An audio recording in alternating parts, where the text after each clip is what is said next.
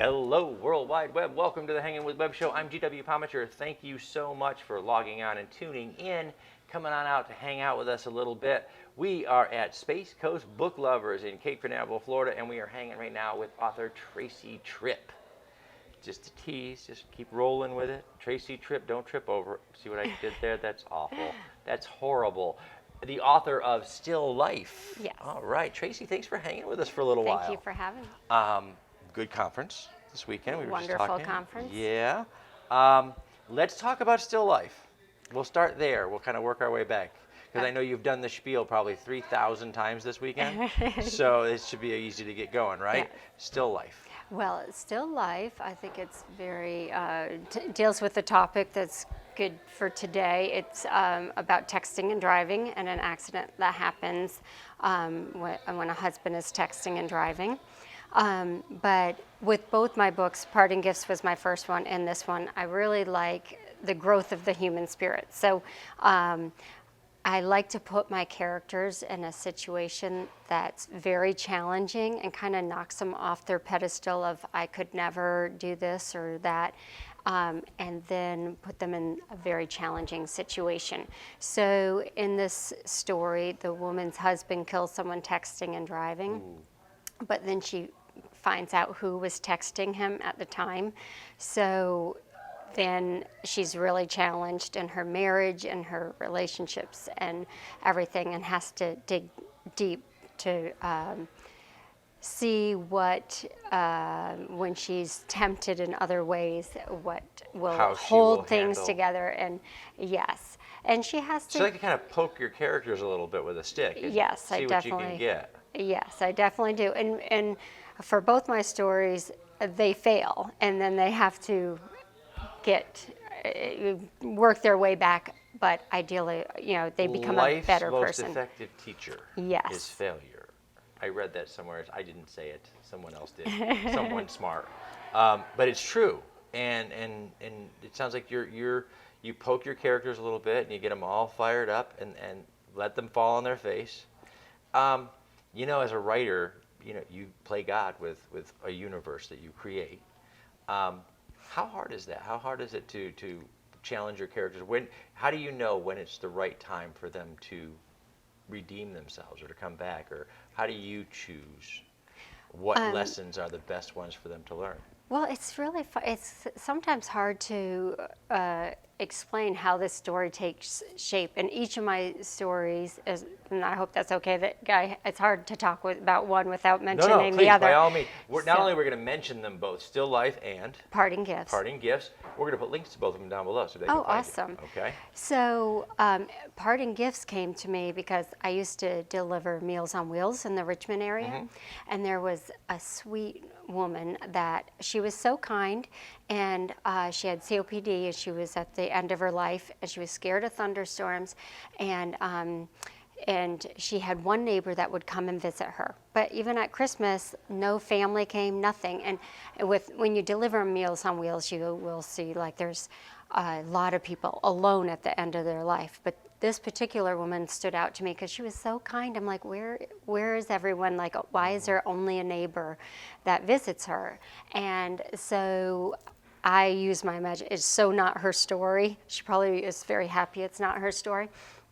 But I went with that, and the neighbor in the story becomes her very best friend, and she's totally challenged in a different way because her friend is in danger from this criminal, and when she tries to protect her, it goes completely wrong. Parting Gifts has a little bit more spiritual side to it. Mm-hmm.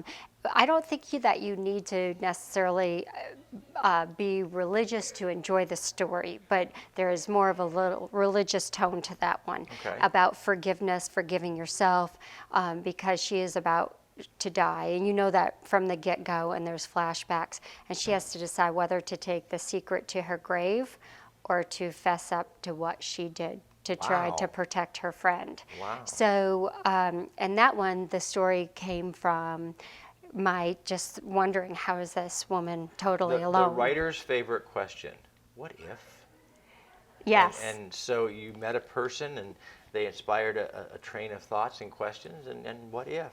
What Yeah. if this was her story? Yes. And that's cool, and it's really neat to see where you took that, because you took it to a place of, again, I think you're right.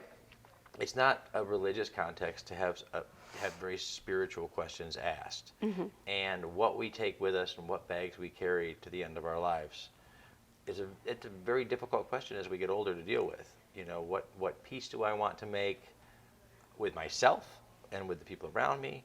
And you ask those questions in poignant ways, which is kind of the essence of what literature is all about. And if the answer is a religious epiphany, or if it's peace with your family, whatever it is, asking the question, what if, is important. And then you followed it up with still life, which is, yet again, taking tragedy and turning it into, well, more tragedy. You dream dark, girl. Well, that You one have that one was a little. I know. I don't know. Because I like growth. I love the growth of the human spirit, and I think we do our best growth during our darkest times. It's true. And so I think both of my stories end up good, like positive, but because I love that. I love all our stories because I think like he knocks us down to build us up, and that's moments the in best transition. story to me. That's what storytelling is all about. I mean, Yes. all of our lives are pretty even keel until a moment in transition. Tragedy strikes, change occurs. We're not good at change. No. No. So that's when the writer comes in and says, "What if Yes. it got even worse, and you had to grow more?" What are the challenges in writing those stories for you? The Parting Gifts was really nice because it just kind of happened for me. So that one was my baby, my practice, and I love it because I felt tender with that woman. So it kind of comes out, and that one was easy. Still Life, it's really because I kind of write slow, so it's remembering where you were and then tying it all back. But Still Life, again, that one was not so challenging. It's just remembering and making sure it's interesting. And when you've read it 50 million times to edit and write it, you're like, I'm so close to, like, how can I, know Put a if... bow on this already. I mean, sometimes it's not ready for one. Right. So, right. yeah. I can see that. It's a challenge. I'm like you. I write slow. I know many of our peers who are cranking 20 novels a year, and it's, God bless them. Yes. It's wonderful, but I can't do it. But the challenge in writing slower is always having to go back and start again yes. each time you start a new phase. And now your characters, your first character, your first protagonist was drawn from someone you knew, inspired by someone you knew. How, when you're building, I guess, well-rounded or three-dimensional characters in something like Still Life, where did you draw inspiration from those people? Or is it an amalgamation of different people? Or? Well, it's, I won't admit this to my family, but the relationship between the siblings, I definitely see my girls. And so I try to get them to read. They're 14 and 16, so they are younger, but they could read it, and I encourage them to read it. But then part of me is like, ooh, they're gonna see. They're gonna see it. They're gonna see a bit of their relationship we're in on there. YouTube, right? We're so busted. I know. Just saying. Now that'll encourage them. They'll be like, what did Mom say? What did Mom say? What did Mom write? So there is a little bit of watching them, the sibling rivalry. And something we can, if you have sisters or brothers, you probably have had sibling rivalry in your life. So partly of that I can. Well, if something is going to speak to me from what you wrote, I have to have some empathy for it, and there has to be some impetus to bring me into that story. If I don't have siblings and these are siblings, it's going to be hard for me to find a hook. Right. So when you write what's around you, it makes it so that the people around you can actually relate to your characters. So Yes. That's really awesome. this is still life, and your first one was Parting Gifts. Parting Gifts. We're gonna put links down below. What's next? Are you working on anything right now? Yes, I have one complete. It's called Something Like a Dream. Okay. This was my toughest one because, well, and you asked how they come from. This one actually did start from a dream I had. I won't admit to what ones, and because she has dreams throughout the book, so I won't admit which ones I've actually had because dreams are weird. But Yes, some they I are. created, and somehow my brain We actually just spent a whole weekend at a writers' conference. Dreams are weird dreams and are very varied. weird. So one dream kind of triggered it. This was my toughest one to write because it deals with the FBI and money laundering and like all this stuff Things that I most don't people know. don't have much experience no, with, but yeah. if the writing thing fails, I know There's a crime career in there yes, somewhere. I've researched Yeah, this. the writers Google history. We should wipe them out every Oh, day. yes, Because a writer's Google history is a lot like a serial killer's, I'm told. I'm waiting for someone to knock on my door and be like, what, what's My going last on novel in here? was a near future dystopian, and I had to end the world. And so I had to know all kinds of things about how I was going to do that. And I was writing it, I guess around 2010, I started making notes. And I didn't really get into writing it until 2016 or 17.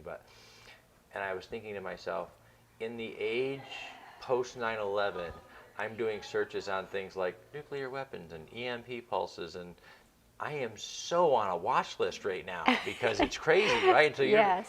she's doing like FBI and money laundering, and the FBI is like, okay, put her down. Yes. Yeah. But it's fun too. It's fun to be able to, be someone you're not, Yes. and learn about something you don't The know. great thing about being an author, it's come as you aren't, Yeah. and create something. Yes, but I think too, and I think a lot of people, not just me, would say this, that you're a piece of every character, even the bad ones. Oh yeah. Oh So yeah. you get to take this little seed and water the part you want to grow. Like when you're angry with someone, you just water and nourish that, and you like let that part grow into a character. And your nice characters are that part that you took from yourself that you and nourished. aspire to, and Yes, and you just twist and exaggerate different parts of yourself or different experiences, and it becomes fiction. And hopefully, people won't recognize too much of reality in there, but they are like I can relate to pretty much like All of your all of characters, my yeah.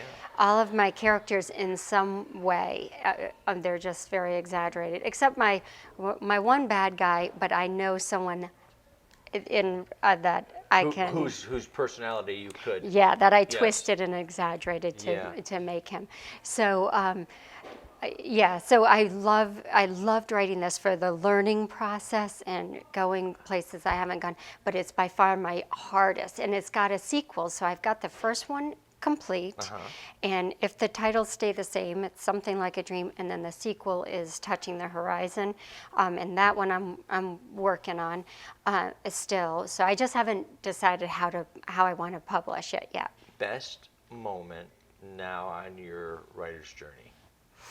The moment that you said, yeah, okay, this is why I do this. It might be seeing your first book in print is really that's- exciting. Yeah, the proof comes in the mail, and you're just like, Yeah, and it's the first time your family takes you seriously too. Like that is really kind of cool. That's what you've been working on. Yeah. And they're always supportive, but they don't. They're just going about their business. That's mom's and thing. Good, mom's Yeah, whatever. Mom's busy doing something. She's not telling me to clean my room or something like that. And then the book shows up, though, and they're there like, it is. Oh, that's what she was doing. So that's probably the coolest. cool. Coolest moment. But one of these, my next make it moment will be the day I see a hardcover book on a bookshelf, in a bookstore. In a And you're bookstore. walking through. That's gonna be Surreal a moment. moment. Yes. A surreal moment because as a writer, you're probably an avid reader. And so when you walk through, and this has happened to me the first time, I read all kinds of stuff, including science fiction and things like that. And I was walking through the bookstore, and I kind of just, let me see if I'm there. And I looked, and there I was. But what was really cool was James Patterson was right next to me, like for 4 shelves, by the way. I had like this little thing. He had 4 shelves.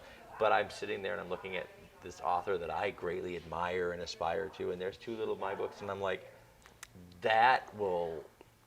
it just stays Yes. It will stay forever. I hope it stays forever. Yes. This Alzheimer's, stay away from that memory because I want that one. That's a good one. That is the hey, we've been hanging out too long card. So we're gonna shut up. Okay. And we'll say thank you to our partners and friends at Famous Faces and Funny, Space Coast Comics, Indie Originals, Jay Bauer Art, Josh Bauer, Cogler Emporium, The Embellish Effects, and the Foxwood Wine Company, as well as our terrific friends at Hearts Helping Others of Central Florida. It's been a long day, folks. And our friends at Krypton Radio. We want to thank Tracy Tripp for hanging out with us, the author of Still Life. We want to thank you for coming by and checking out this episode. So please come back again and again and again. Log on, tune in, and see who we're hanging with next. Tracy, thank you so much. Thank you. You were very easy to talk to.